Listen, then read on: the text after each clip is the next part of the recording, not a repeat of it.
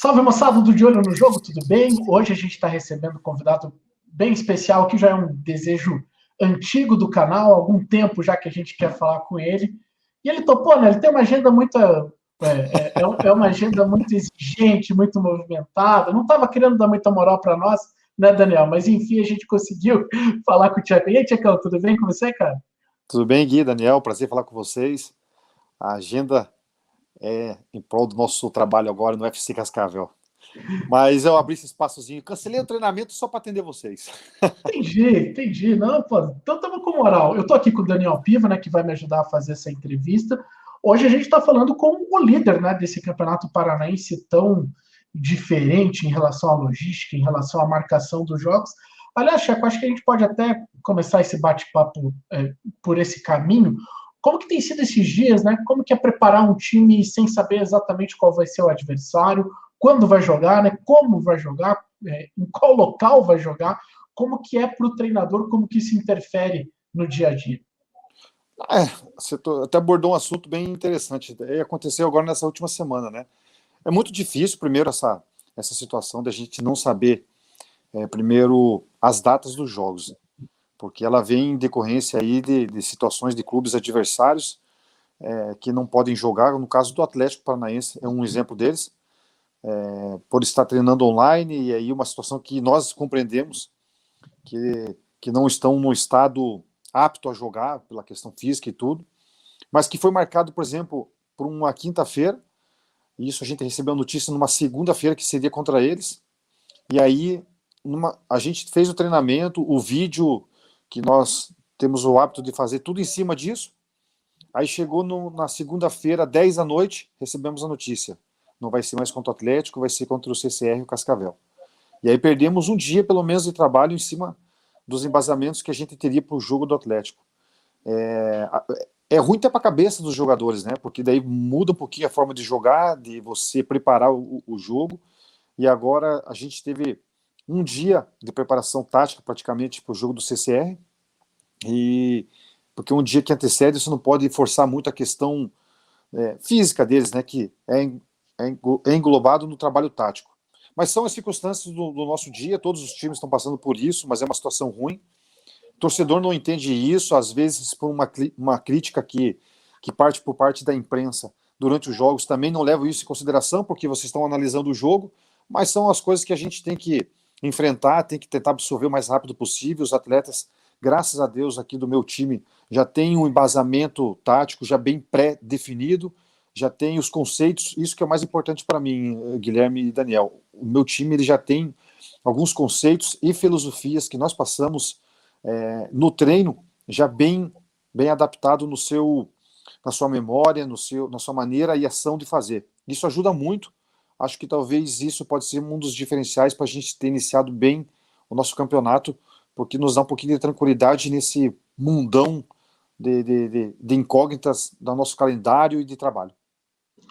Bom, o Tcheco, né, Daniel, e para quem está acompanhando a gente, ele é um dos maiores contadores de história do futebol que eu conheço. Não, resenha boa. Não, resenha é demais. Hoje, a gente, claro, vai trazer algumas histórias dele, mas o nosso foco é principalmente apresentar as ideias do Tcheco como técnico. O Tcheco deu recentemente uma ótima entrevista lá para a Gazeta do Povo, né, para o 1-2, excelente o podcast novo lá deles, com o Fernando Rudnick, que é craque, o cara é fera demais, é nosso parceiro aqui também. Hoje a gente quer, Tchecão, com você, trazer te apresentar mais e trazer teu repertório como técnico. A gente vai seguir nessa linha, né? Para quem não sabe, o Tcheco, em 2012, né, se aposenta, vira ali uma espécie de dirigente do Curitiba, depois vai para a comissão técnica, roda entre ser técnico interino, depois volta para o Curitiba como treinador, tem outros trabalhos, né, como o Rio Branco na temporada passada, e é esse cara que a gente quer apresentar também, né? Quais são as ideias do Tcheco como técnico, quais são as influências, né, da carreira dele, obviamente como jogador, e o Daniel está aqui para me ajudar nessa missão. Fala, Piva. Beleza, Guilherme, um abração aí para o Tcheco, parabenizando aí por esse início de trabalho no Futebol Clube Cascavel, classificação na Copa do Brasil, 100% no Campeonato Paranaense, 100% na temporada. E, Tcheco, você já falou ali um pouco que um time tem a filosofia muito clara, e no jogo contra o Paraná, especificamente, me chamou muito a atenção quando eu peguei ali a escalação do Cascavel. São 10 jogadores titulares naquela partida que já estavam no clube ali na temporada passada. Isso, é claro, traz uma identidade muito forte, traz um conhecimento ali entre os jogadores muito bons. E o que mais me chamou a atenção durante o jogo foi a facilidade com que o Cascavel conseguia contra-atacar, especialmente após marcar o primeiro gol. O desenho da partida ficou um pouco para isso, especialmente ali no segundo tempo.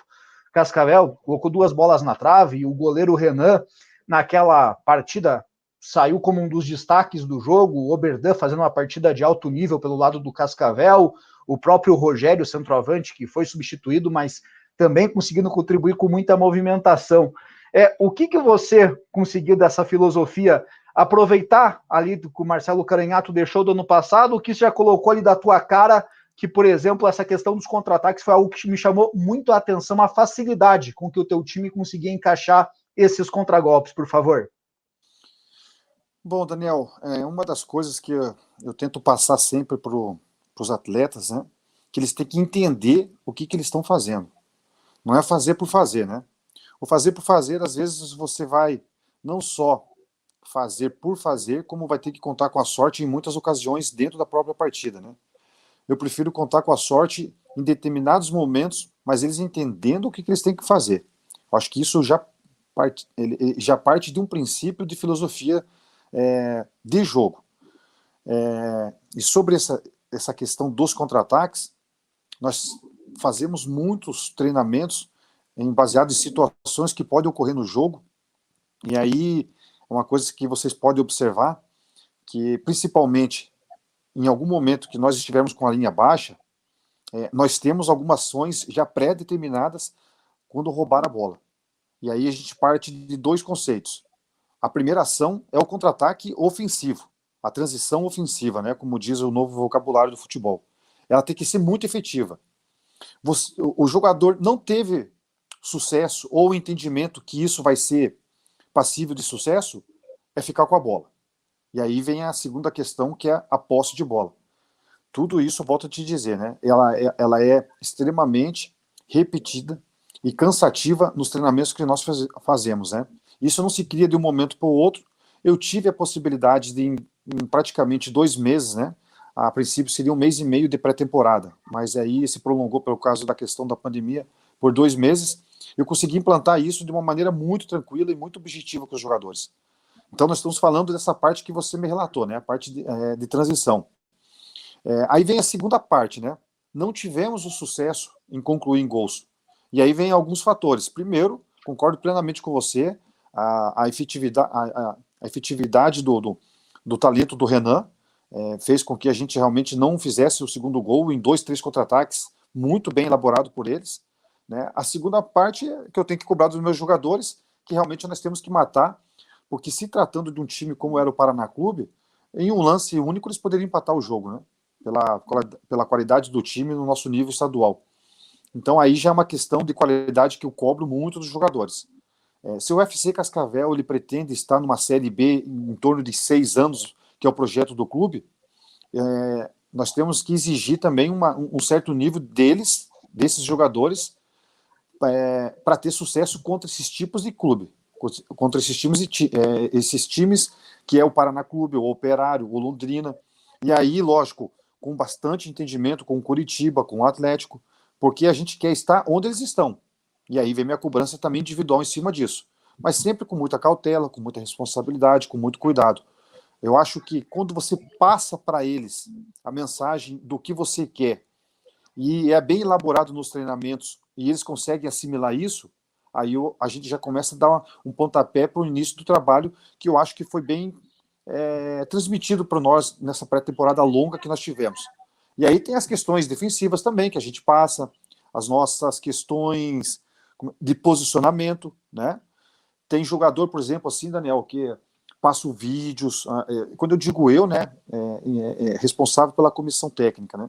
Passamos vídeos, passamos entrevistas de treinadores renomeados no mundo todo, de outros esportes. Vou dar um exemplo bem rapidinho também. O Mourinho, em alguma entrevista, ele falou o seguinte, que quando você joga com uma postura posicional, esperando entre linhas, às vezes o jogador ele não consegue ter a tranquilidade de esperar o seu momento para participar. E às vezes ele não participando, mas abrindo um espaço para um outro jogador, ele vai ser tão efetivo quanto não tocar na bola, né? Só que eu falando é uma questão. Aí eu passei o Mourinho falando. É uma outra dimensão. Eles dão um pouquinho mais de valor. E eu tenho esse entendimento, isso hoje, né?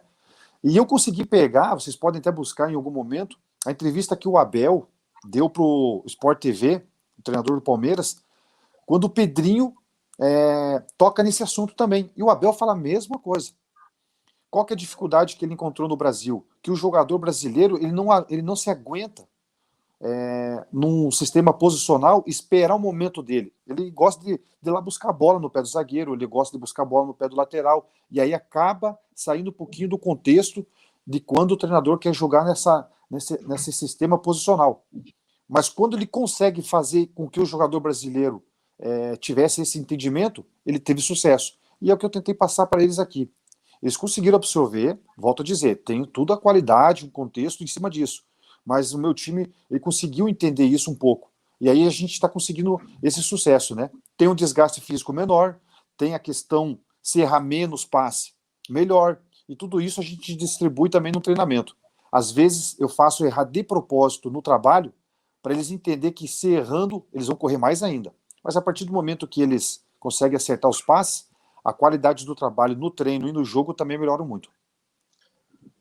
Pô, Tiago, essa resposta ela é muito rica porque nos dá alguns ganchos aí para a gente conversar. E eu queria abordar com você essa questão do jogo de posição, né, um jogo mais posicional. É uma ideia tua para o Cascavel? Eu queria saber, e se é uma ideia, qual que é a tua influência de algum time ou de algum técnico, além dessas referências que você já citou em entrevistas, né, do Abel Ferreira e do José Mourinho. Queria que você falasse um pouquinho mais sobre isso, cara. Eu sou um pouco eclético, sabe, Gui? A minha escola, 10 anos praticamente de futsal, né? Ela tem uma origem posicional, ainda mais no meu tempo, né? Que era central, ala direita, ala esquerda e pivô. Hoje, ela circula mais. Eu tento trazer um pouco das minhas raízes para os meus trabalhos, só que no futsal atual. Então, o meu auxiliar técnico é o Zé Luiz. Mais de 30 anos no futsal. Então, os nossos trabalhos, a gente consegue distribuir bem, passando por ele sempre, por primeiro, sempre vai passar por ele, e aí as questões táticas são desenvolvidas por mim dentro dos trabalhos que a gente já armou, né? Eu não tenho desgaste de fazer os primeiros trabalhos, porque é cansativo o jogador, e eu passei muito isso quando eu era jogador, de só o treinador dar treino, o treinador dar treino e falava, e cobrava, e elogiava, você cansa. Então a minha voz ativa, ela parte só do princípio tático.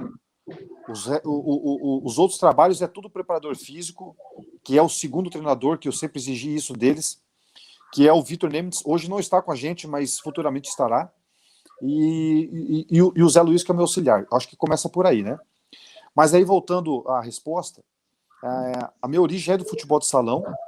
Quando eu parei de jogar, em 2012, eu fiz da posição de ser auxiliar do clube um estágio privilegiado, que era o quê? Sempre acompanhar os trabalhos dos treinadores, especificamente, que estavam no Curitiba, imaginando os trabalhos e as situações que eram positivas, eu anotava. As que eu não achava, eu não anotava. Não que é ruim, eu acho que cada um tem suas convicções, então eu sempre trazia isso para mim também. Até o ponto que eu tive um entendimento que, para mim, dentro da minha escola, a questão posicional, por enquanto, ela é a mais ideal. Eu entendendo que os jogadores que eu chegar no clube têm esse entendimento, eu taco para frente as minhas convicções. Se eu não tiver entendimento que eles não têm essa claridade de fazer um jogo posicional, eu vou mudar pelas questões das peças que eu tenho. O Guardiola, ele é um dos treinadores mais excepcionais porque ele consegue fazer todos os jogadores onde ele participou, que é o Barcelona, o Bayern e no Manchester City, fazer da maneira que ele gosta de jogar. Ele tem muito esse entendimento. O Klopp e o Mourinho, eles fazem de acordo com as peças que eles têm, com as características que ele tem. Eu sou mais dessa condição, né, de entender as peças que eu tenho para depois formalizar uma maneira de jogar e o sistema de jogo também. De uma maneira bem simples, assim, para chegar no trabalho que eu falei para vocês, que eu sou da escola de futsal, eu dou um exemplo que é mais ou menos assim, Daniel.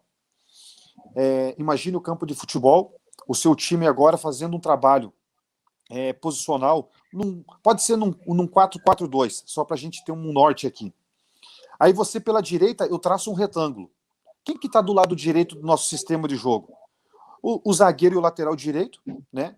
Um meia extremo, podemos dizer assim, e um meia de campo pela direita, e às vezes caindo o segundo atacante. Assim, de uma forma muito prática, eu falo, vocês têm que ter domínio desse retângulo aqui, tanto na parte ofensiva como na parte defensiva. Vocês têm que ter um ganho primeiro individual. Entendendo a questão tática, principalmente os dois jogadores do meio de campo com o extremo, né? E o meu atacante, eles podem estar numa posição diferente desde que esteja preenchido aquele espaço. Queira ou não queira, ele gira em torno de uma rotatividade do futsal atual hoje, né? Que eu volto a falar, é uma escola que eu sigo muito. O Zé Luiz, que é nosso auxiliar técnico, se baseia muito nisso também, fechou com as minhas ideias.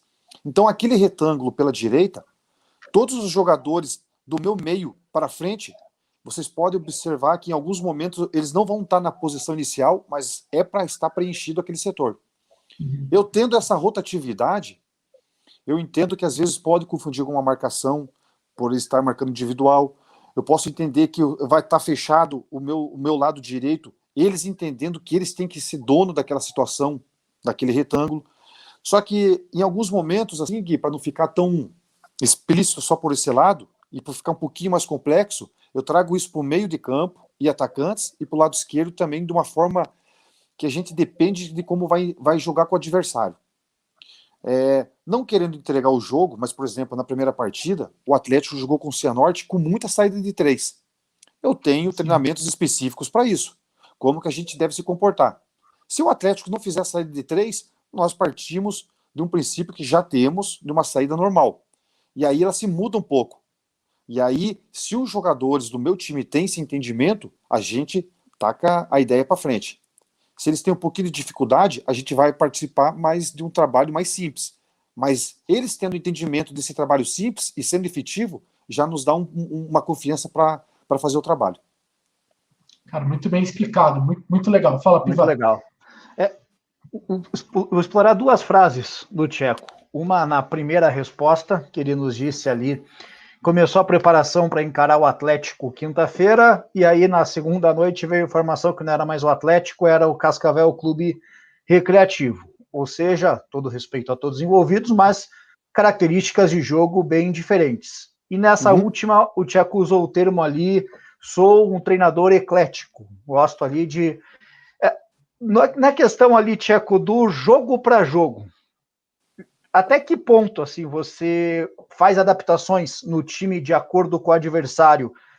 Aceita a variação se precisar radical ou tem certo limite? Assim, como que você faz essa preparação ali nesse termo eclético, como você se definiu? Claro, a resposta sua do eclético era no outro contexto, mas pegando essas duas respostas, que são jogos diferentes e que você se considera um treinador eclético, até que ponto essa adaptação você considera viável fazer, até que ponto vira radical demais, assim, por gentileza?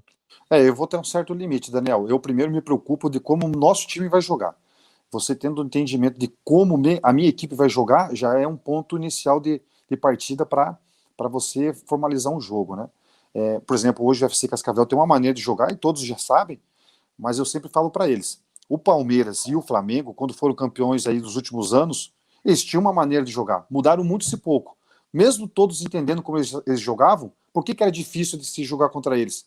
Porque os jogadores tinham entendimento, né, das suas equipes, de como fazer todos os trabalhos. Então eu procuro mudar pouco em relação ao time adversário.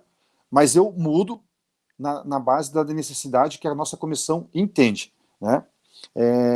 Eu vi uma frase do Alex essa semana e eu me baseio muito por isso que ele falou, né? Parecia que ele tinha copiado essa resposta até da minha cabeça até. Vou até ligar para ele até. Que é o quê? Que é o quê? O que ele comentou, né? Ele vai ser agora treinador do Sub-20 do São Paulo. Eu não vou ser aquele treinador que fica na beira do campo falando para o jogador, dribla assim, toca para aquele, ou faça isso. Eu concordo plenamente com ele. O jogador ele tem que ter o livre-arbítrio, porque ele está vendo o jogo, ele está entendendo o jogo ali. Agora, se tem alguns conceitos, né? Vou citar por exemplo, um dos nossos aqui. A minha primeira linha defensiva, Daniel, e até a segunda linha, numa linha intermediária ofensiva, você tem que errar o mínimo possível de passe, porque são passes laterais, né? A partir daquele momento que você passa daquela linha imaginária da intermediária ofensiva, eu sempre falo para eles, a criação é de vocês. Se vocês enfiarem uma bola, 2, 3, 4, errar, não tem problema. Só que uma que passar, ela pode ser gol. Então, se você estiver na beirada do campo, ali na parte ofensiva, foi pro drible, pode errar 1, 2, 3 dribles, não tem problema. A partir do momento que se passar por vai ser um cruzamento perigoso, pode ser uma situação de gol, e eu dou muita tranquilidade para os nossos jogadores fazerem isso, sabe? Mas dou a responsabilidade daquela linha imaginária para trás.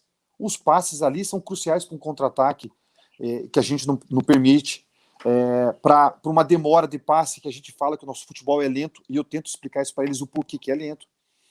Mas eles têm total autonomia para fazer a jogada que eles querem, né? E eu acho que tem muitos treinadores, e isso não é uma crítica, é só uma opinião minha só, que às vezes querem ditar na beira do gramado como tem que se fazer jogadas, e às vezes acaba inibindo um pouco os jogadores. Mas isso é tudo uma questão particular que a gente aqui não está para debater isso, né? Teve uma comparação também entre o Klopp e o Guardiola. Eu gosto muito do Klopp. E o que ele falou uma vez, a diferença dele para o Guardiola? Ele falou assim que o Guardiola é como se fosse uma orquestra sinfônica, né? Tem o toque de bola, aquela coisa linda, bonita, até chegar no gol. O dele é pegar a bola e ser mais incisivo no gol, mais objetivo, né? Tem o certo e o errado? Não tem. Tem o entendimento de cada treinador, a característica dos jogadores. Mais rock and roll, né? Exatamente, mais rock and roll. Ele falou exatamente isso. E eu parto mais do princípio do Klopp, porque é um estilo de... Não gosto de ficar muito com o toque de bola. Eu gosto de ficar com uma posse de bola que seja objetiva, né?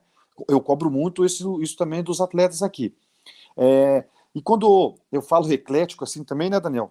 Porque tem momentos do jogo que por mais que você seja ofensivo, você vai ter que ser defensivo. Só que você pode ser defensivo também, e aí é uma outra questão para a gente debater, até mesmo marcando, que é o quê? Com uma linha alta. Você sobe a linha, entendendo que a tua linha defensiva não é lenta, né, para receber essa bola nas costas e poder também fazer a sua defesa, mas você sobe a linha, mas não aperta o jogador que está com a bola. Porque você consegue manter a bola mais longe do seu gol, e você não apertando, deixa um possível erro de passe para o time deles, ou aquele afobamento que às vezes o jogador tem para definir uma jogada, e aí a gente tentar recuperar a bola num chutão ou num passe mais difícil.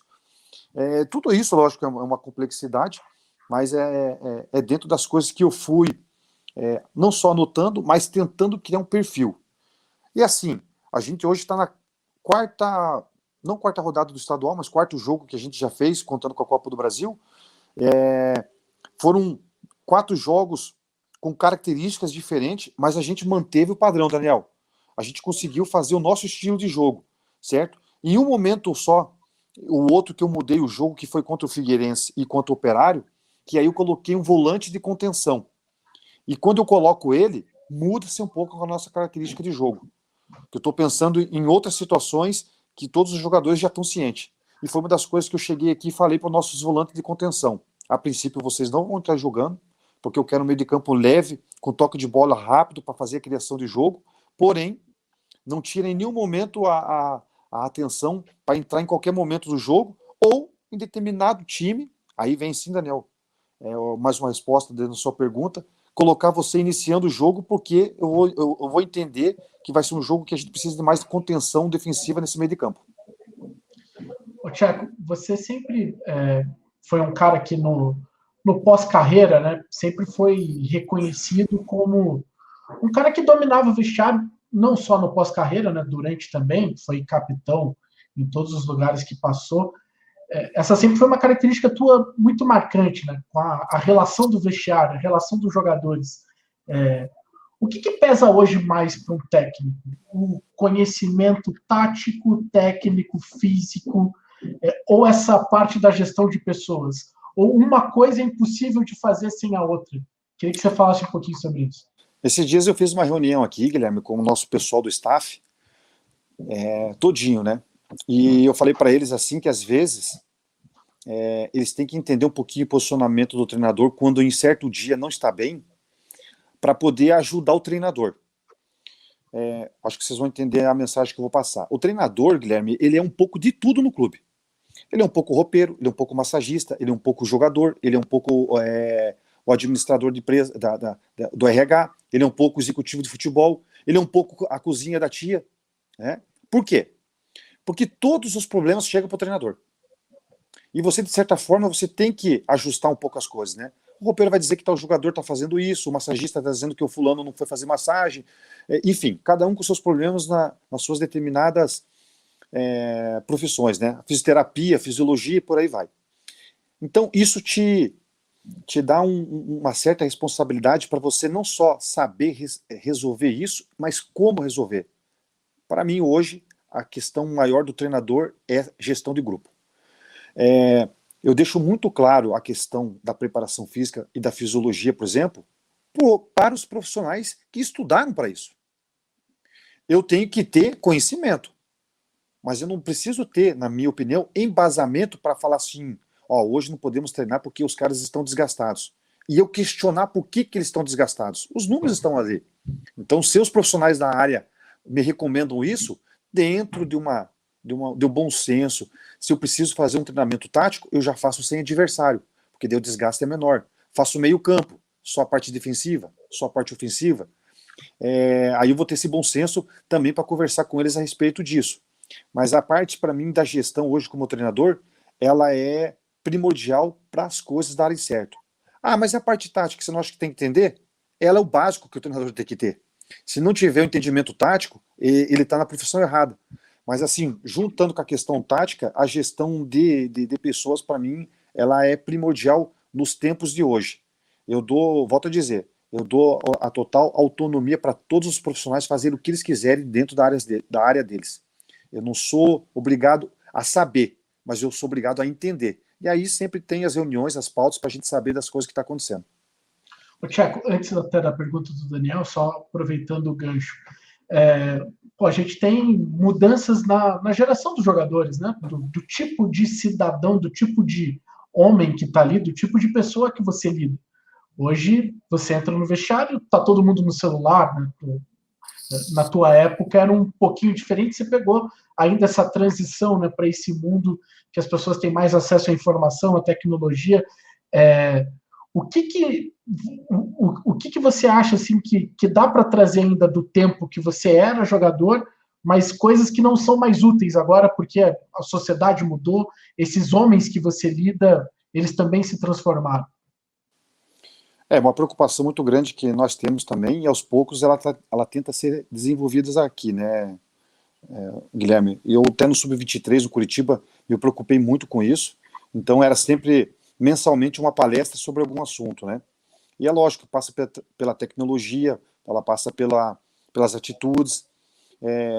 Quando eu acompanhei, por exemplo, a entrevista do Rafael Sobis falando sobre o comportamento dos atletas, sobre a vergonha que ele tem, por exemplo, às vezes de ir no aeroporto e ver aqueles jogadores pensando que podem fazer em tudo, não só no aeroporto, mas num hotel, e até mesmo com juízes, né?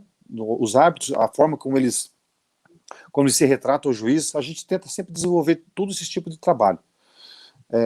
A tecnologia, eu já falei para eles, você pode utilizar ela para o bem ou para o mal. E ninguém mais é criança, Guilherme. Amanhã nós temos um jogo aqui. Vai ser para eleição 20 para as 2, se não me engano. O que eu já combinei com eles. Teve a reunião, a palestra, passamos sobre o jogo. A questão do celular, ficar no celular até a ida do jogo, ela é uma questão muito pessoal de comprometimento. Aonde você quer chegar? Ah, vou ficar no celular olhando a rede social, tudo. Não interessa isso pro jogo. Ah, vou mandar um recado aqui para minha esposa, para meu pai, para minha mãe. Eu falei, é diferente, porque eles vão te passar energia boa, vão te passar uma mensagem boa. Desativa o celular e concentra pro jogo. Eu sempre tento debater isso com eles. Se num time, vamos trazer o Flamengo e o Palmeiras, que são o time da moda hoje, se hoje eles pedem isso para fazer lá, vocês vão... O que vai fazer aqui então? Então é um profissionalismo que eles têm que ter, esse tipo de conhecimento por parte deles mesmo, né? É um preço a ser pago. É a mesma coisa quando a gente vai fazer a crioterapia. Tem jogador que eu não gosto de fazer. Mas eu não gosto de fazer um monte de coisa quando eu era jogador. Mas eu fazia porque eu sabia que era com um benefício meu.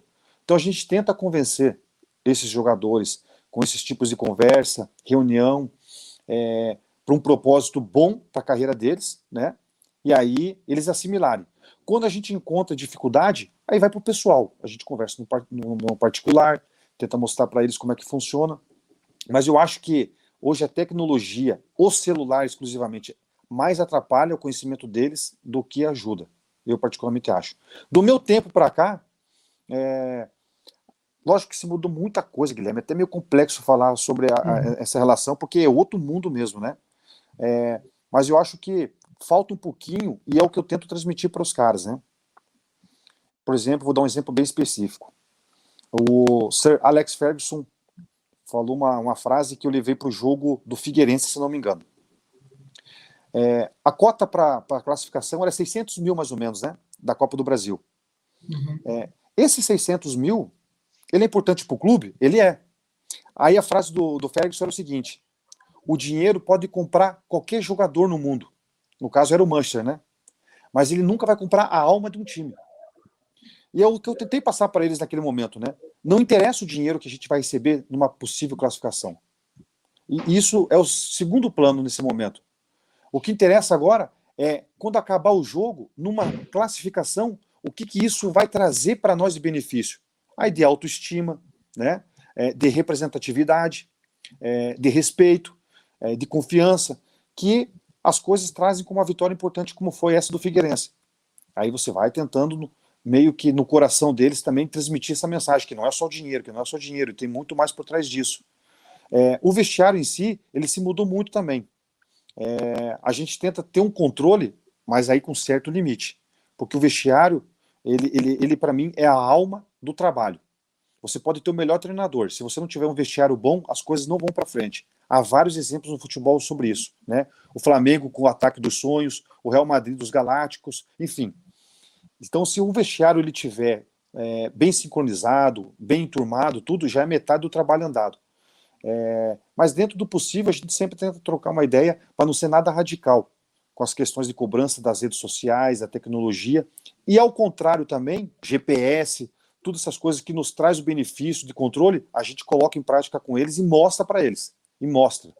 Volto a dizer, o importante é o jogador entender o que ele está fazendo, o que ele vai ter daquele trabalho, ter daqueles números, porque é muita dificuldade quando era jogador, eu fazia muitas vezes por fazer. Legal. O bacana, né, Daniel, que o Tcheco está trazendo um monte de referência aí, já citou Klopp, Ferguson, isso que eu ia falar. Tá bem legal. Era isso que eu ia falar. Um pouco da gostaria que o Tcheco nos falasse um pouco da moldagem aí dele como treinador. Várias citações aí para Klopp, Guardiola, agora o Alex Ferguson já citou, até mesmo que mostrou para os jogadores o Mourinho, além de toda a vivência que você teve no futebol, como o Guilherme bem colocou, como jogador, sempre foi visto o Grêmio, Coritiba, como referência do vestiário, líder do vestiário, agora traz essas referências também aí de pessoas como treinador e, além, acumulou passagem em outras funções de comissão técnica, né, Tcheco? Já foi gerente, já foi auxiliar. Como que foi juntar tudo isso para formar o Tcheco treinador? Era um processo que eu queria passar também, Daniel, porque eu achava importante eu entender esse posicionamento, né? Quando, por exemplo, aqueles 3 jogos que eu assumi o Coritiba, que a gente não caiu em 2013, foi minha primeira experiência como treinador, né, interino, a gente acabou saindo, e foi uma experiência, assim, 3 jogos muito desgastante. Eu voltei a respirar normalmente depois de uma semana, mas foi uma experiência tão forte, tão intensa, Eu falei, preciso ter mais cautela para me iniciar uma carreira de treinador. E aí o presidente Wilson Ribeiro pegou e queria me colocar eu como coordenador técnico, já logo em seguida. Na verdade, ele queria que eu fosse treinador, e eu não aceitei. Falei, para mim o Coritiba tem que ter um treinador de mais responsabilidade, presidente. Eu ainda não estou preparado. E aí ele me colocou como coordenador técnico. Falei, presidente, eu não vou durar lá 3 meses como coordenador, que é um mundo assim que eu não tenho noção. Ele falou assim, não, eu vou precisar de você lá. Falei, tá bom, eu vou. E aí eu coloquei na minha cartelinha como uma grande experiência para ver um outro ponto de vista. Eles trouxeram o Dado Cavalcante como treinador e eu fiquei como coordenador técnico ali, na época. O Mazuco era o gerente de futebol e começou a ser o estadual, as coisas começaram a andar normalmente, fomos para a semifinal, se não me engano, perdemos para o Londrina, na semifinal. E ali o Dado acabou saindo e foram 4 meses de campeonato estadual, né, junto com a Copa do Brasil já no início, e o Dado saiu. Quando o Dado saiu, eu pedi para o presidente, posso voltar com você auxiliar? Porque eu já tive uma noção como é ser coordenador.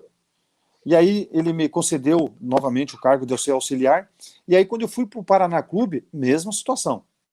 Fui uma espécie de gerente de futebol junto com o Pastana, mas como coordenador também. E aí o Paraná foi uma riqueza de experiência pela situação do Paraná, né? Vendia janta vendia o almoço para comer a janta e várias situações inusitadas que os deuses do futebol proporcionaram para o Paraná subir. Em 6 meses aconteceu tudo aquilo que aconteceu com a saída do Wagner para o Japão, aí vendo o Lisca, aí tudo aquilo que aconteceu com o Lisca, e aí o Matheus acabou sumindo interinamente. E o Pastana pediu para mim ser auxiliar enquanto fosse buscar um treinador. As coisas começaram a acontecer, os resultados começaram a vir, e aí o Matheus permaneceu e eu fiquei de auxiliar. Só que nesses 6 meses como coordenador, também tive um embasamento, uma faculdade incrível ali na prática, né? E eu pude olhar com outros olhos, por outro ângulo, como é que funciona também esse bastidor, o que eles pensam dos trabalhos dos treinadores, como é que é formalizado uma cobrança. E aí eu falei, opa, é um outro cenário que eu não sabia, que agora eu já tenho embasamento também. Então, para mim, foi muito importante essa passagem, por mais que eu não gostei, foi muito importante para mim ter um feedback de outra posição do futebol que anda do lado do treinador e é um mundo totalmente diferente. Eu acho que isso, o treinador, lhe cresce muito. Se pudesse fazer uma faculdade, eu colocaria isso como aulas primordiais. E dirigente entende de futebol, Tiago? Não, eu acho que torcedor, dirigente, todo mundo entende de futebol, o Guilherme. O que eu acho que eles não têm, realmente, é um raciocínio lógico para as coisas, né? Como eu vi isso, isso não é balela, né?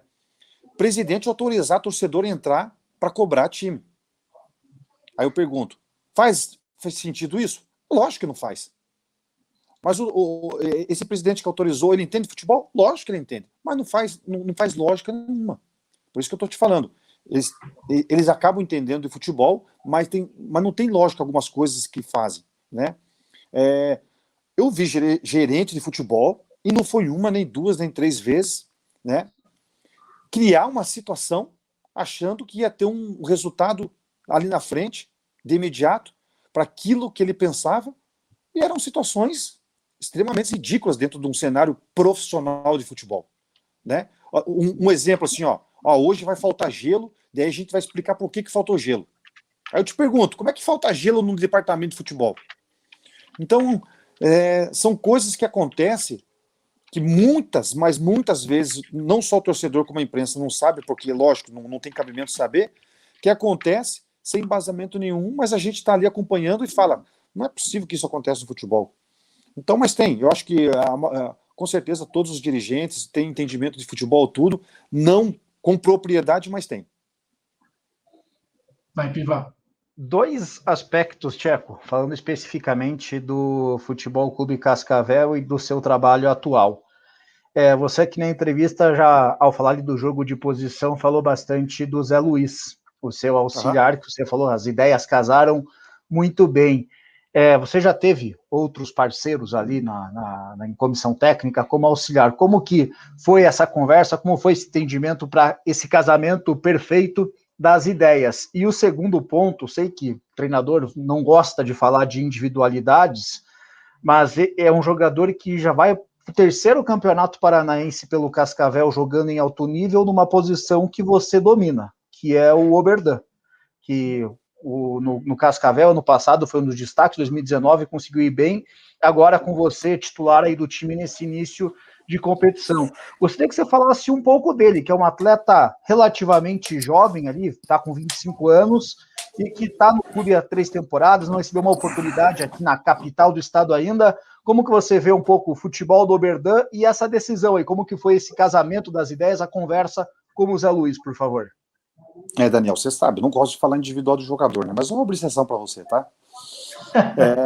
Sobre o Zé, foi o seguinte, eu entendendo mais ou menos como é que funcionavam as questões dos auxiliares com os outros treinadores, eu precisava primeiro de um auxiliar que pensasse diferente de mim.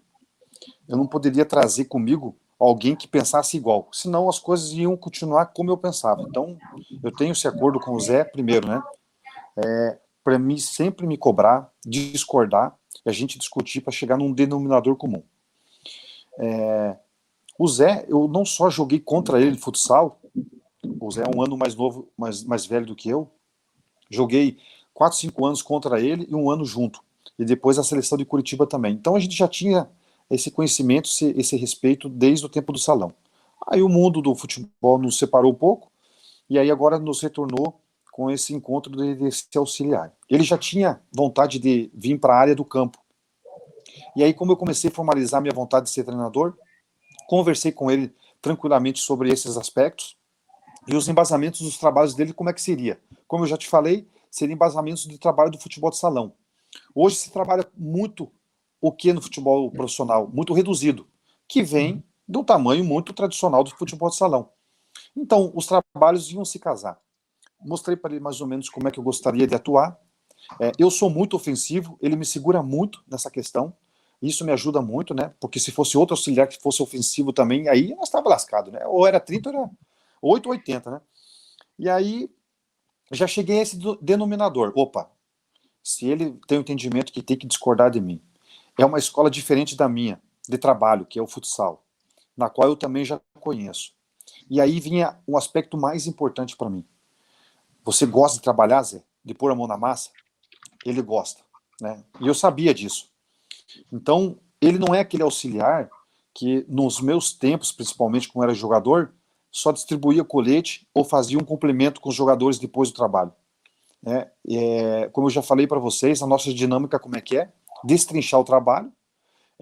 A primeira parte, sempre o preparador físico, que eu trato como segundo auxiliar, e o auxiliar dão os trabalhos, que a gente chama de pré-treino. Esses pré-treinos já tudo induzido para o trabalho seguinte e com embasamento no que a gente quer fazer para jogo. E aí, se naquele dia tiver a parte tática, eu entro no trabalho. Se não tiver, eu nem entro. Então, as segundas, terças e quarta-feira, quase eu não dou palavras para os atletas. E eles já sabem disso. Eu não tenho desgaste de fala, não tenho desgaste natural do dia a dia, mas na hora que eu entro para cobrar ou para falar alguma situação, o jogador acho que entende mais. Então aí casou tudo o nosso perfil para fazer essa comissão. A preparação física eu acho que é da mesma forma, né? Eu tenho que entender como fazer. Eu cobro algumas situações dos trabalhos físicos, por exemplo, que tem embasamento tático.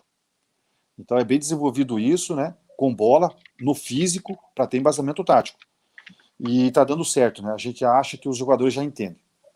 Sobre a questão do Oberdan, concordo plenamente com você. O Oberdan, Daniel, em 2015, no Sub-23, eu avaliei ele para fazer teste lá, e ele e o Salazar foram os únicos que passaram. Acabaram ficando com a gente no Sub-23, quando acabou o Sub-23, infelizmente, quando acabou, ele foi procurar espaço em outros clubes, cruzei com ele no Barra, quando eu fui trabalhar lá, e agora novamente aqui no FC Cascavel. O Oberdan é um grande jogador, né? Eu não gosto de falar muito individualmente, mas vou abrir essa brecha para você aqui. É um grande jogador, tem boas características, principalmente técnica, na qual nesse meio de campo eu cobro muito, mas o que eu estou falando com ele desde o início da pré-temporada? Falei, Oberdan, você só tem uma situação que talvez não faça você ainda atingir um clube de maior patamar, que é o quê? pisar mais na área para fazer gol. Porque você tem todas as condições técnicas, você está aumentando o porte físico, você tem uma boa leitura de jogo, né?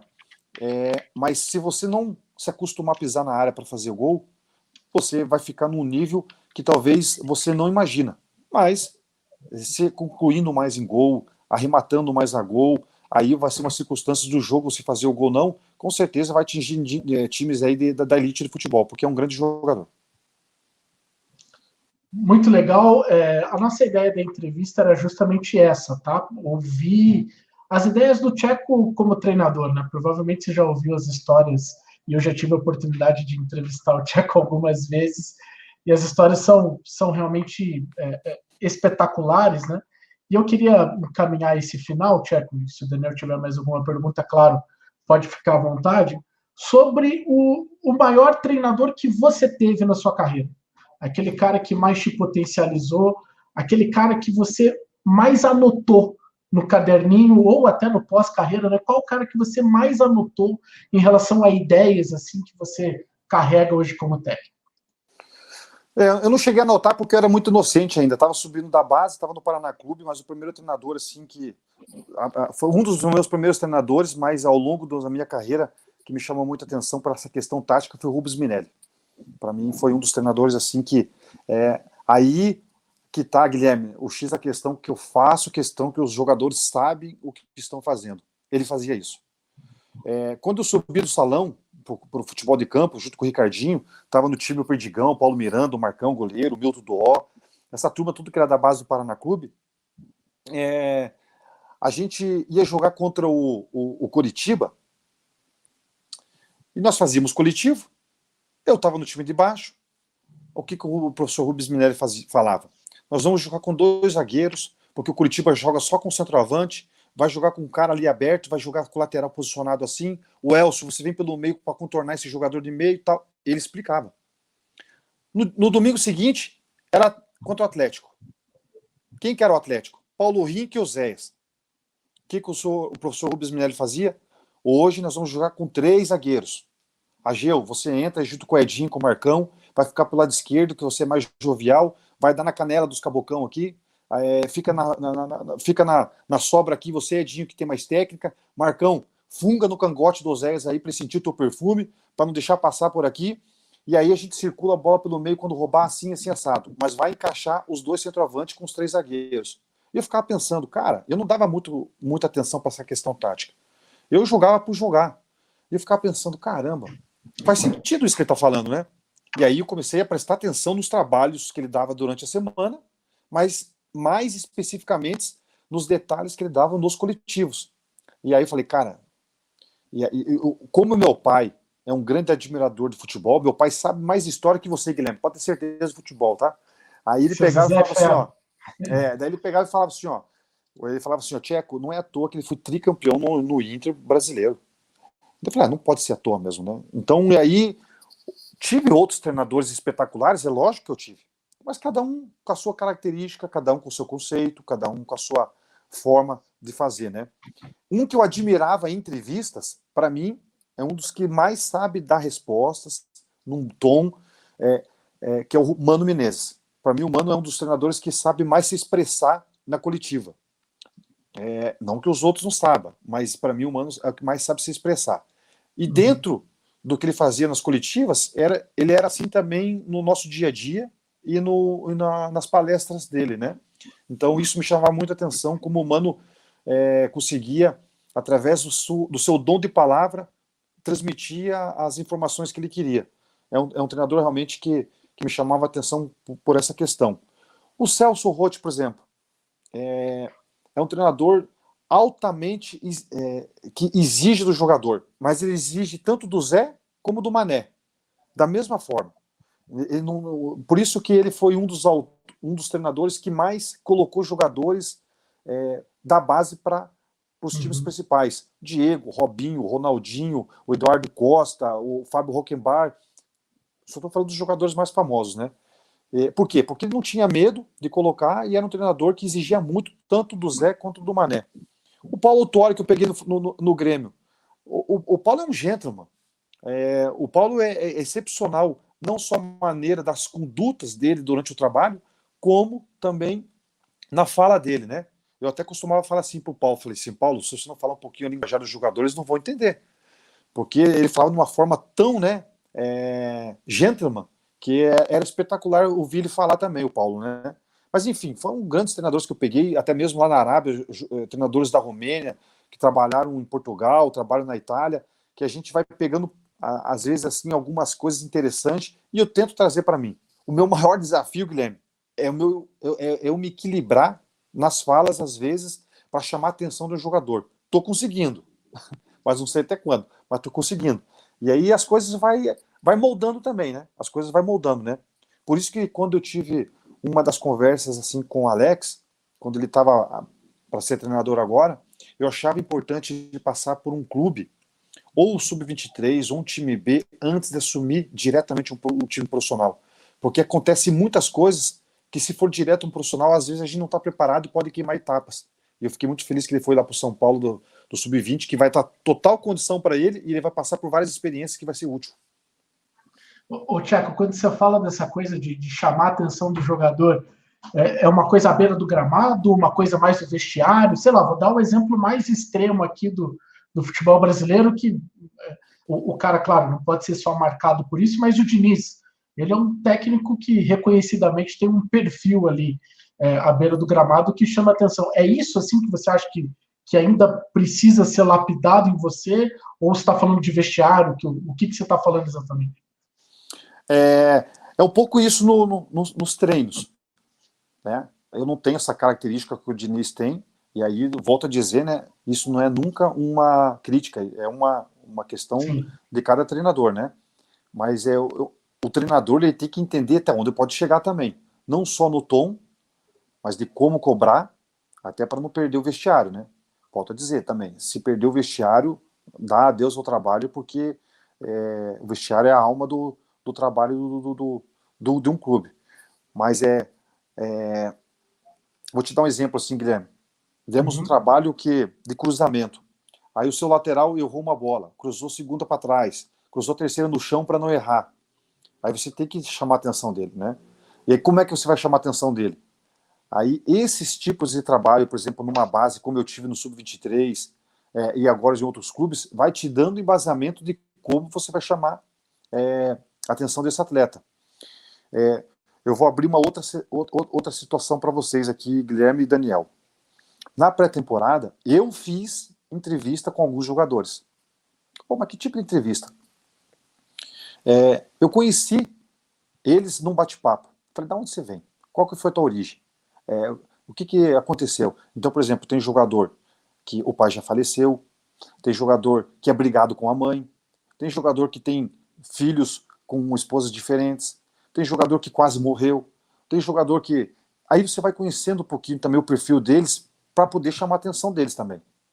Porque é diferente de eu chamar a atenção sua, Guilherme, e chamar a atenção do Daniel. Pode acontecer a mesma situação e eu falar de uma maneira diferente. E isso não é proteção, isso é um pouco de entendimento da sua parte de como você vai agir. E aí vem a questão da tal gestão, que envolve isso também, né? Enfim, você vai se moldando, Guilherme, não é uma questão... estar à frente do treinador, como treinador, não é uma questão fácil. Me perguntaram esses dias assim, qual que é o seu ponto forte aí, Tcheco, no FC Cascavel? Eu falei assim, todo treinador tem que ter uma mão de obra boa. Os jogadores é um dos meus pontos fortes. Agora, a outra, com certeza, isso aí é indiscutível, a minha comissão técnica, Guilherme, de uma forma geral, tá? Desde o auxiliar até o fisioterapeuta, que eles são participativos dentro do campo também, e eu faço questão disso, né, deles fazerem parte integralmente do trabalho. E a minha comissão aqui do Cascavel, ela é muito boa, faz muita diferença. Pô, Tchecão, sensacional, cara. A ideia era essa mesmo, de conhecer o perfil como técnico. Piva, obrigado pela tua participação aqui também na entrevista. Obrigado para quem está acompanhando a gente. Por favor, se inscreva no canal. Valeu demais, Tchecão. Valeu, eu que agradeço. Vocês podem ter certeza que daqui a 2, 3 anos vão fazer outra entrevista e vou ter mudado de ideias em alguns conceitos, vão manter outros, e espero ter outra entrevista, né, que vou estar no mercado daí. Não, você tem espaço aberto aqui. Valeu, um grande abraço para vocês aí. Sucesso, se cuide dessa pandemia. Valeu. Valeu, Tcheco. Valeu, até a próxima, gente. Um abraço.